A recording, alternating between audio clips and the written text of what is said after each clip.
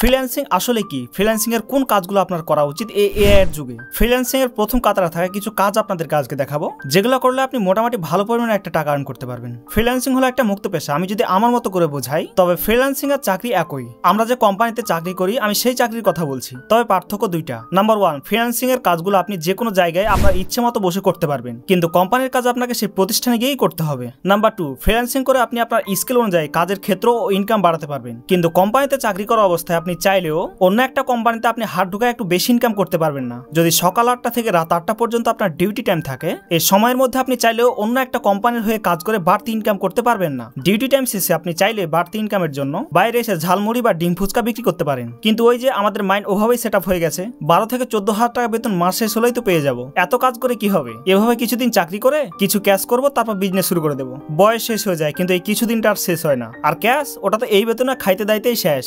সত্যি কথা বলতে কি, গরিব হতে যদি টাকা লাগতো তাহলে বাঙালি ঠিক পথে চলতো। টাকা লাগার ভয়ে হলেও বিজনেস করে বড়লোক হতো। এদিকে কথা বাড়াবো না, তবে সব কথার এক কথা, বিজনেস করেন, হোক সেটা অনলাইন বা অফলাইন। তাহলে দুইটা বাদে বাকি সবকিছুই চাকরি এবং ফ্রিল্যান্সিং এর ক্ষেত্রে এক।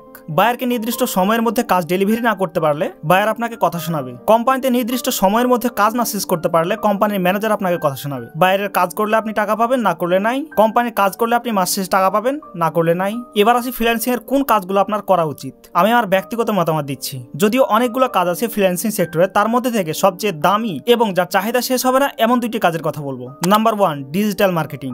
Number 2, video editing. আর এই দুইটা কাজকে আরো অ্যাডভান্স করার জন্য আপনার এআই সম্পর্কে ধারণা থাকতে হবে। আমার বোন ডিজিটাল মার্কেটিং করে, এটা হচ্ছে আমার কাজের টেবিল, আর আমার পাশেরটা হচ্ছে তার কাজের টেবিল। এখন সে আমার সামনে বসে কাজ করছে, আর এর আগে আমি একটা ভিডিওতে দেখাইছি সে কি পরিমাণ ইনকাম করছে এই ডিজিটাল মার্কেটিং করে। আর তাছাড়া ব্যক্তিগতভাবে আপনারা রিসার্চ করুন, তাহলে বুঝতে পারবেন কোন কাজগুলোর চাহিদা কেমন। ডিজিটাল মার্কেটিং এর ফেসবুক অ্যাডস এবং এসইও বা সার্চ ইঞ্জিন অপটিমাইজেশন, এই দুইটা কাজ শেখার জন্য পরামর্শ দিলাম। এবার আসি ভিডিও এডিটিং। পৃথিবীতে যতগুলো ছোট বড় প্রতিষ্ঠান আছে, সবগুলোর সাথেই ভিডিও যুক্ত আছে। এর চাহিদা কমবে না। ভিডিও প্রতি প্রায় $5 থেকে $100 চার্জ করে সাধারণ ভিডিও এডিটররা। দুটার মধ্যে যে কোনো একটা শিখেন, আর আপনার কাজের সহকারী হিসেবে এআই কে রেখে দেন। অন্যদের চাইতে এগিয়ে থাকবেন। পূর্বে নষ্ট করা সময়ের জন্য যেমন এখন আফসোস করছেন, ঠিক 6 থেকে 12 মাস পর এখন যে সময়টা নষ্ট করছেন তার জন্য আফসোস করবেন। অনেক হয়েছে, আর নয়। এখনই স্থির করুন যে কি করবেন, তারপর লেগে পড়ুন। পিছনে তাকানোর সময় শেষ হয়ে গেছে। আপনাকে কেউ সারা জীবন বসিয়ে বসিয়ে খাওয়াবে না। আপনার ভিতরে যে প্রতিভা রয়েছে তার সময় থাকতে কাজে লাগান। দেখা হচ্ছে নতুন কোনো ভিডিওতে। আল্লাহ হাফেজ।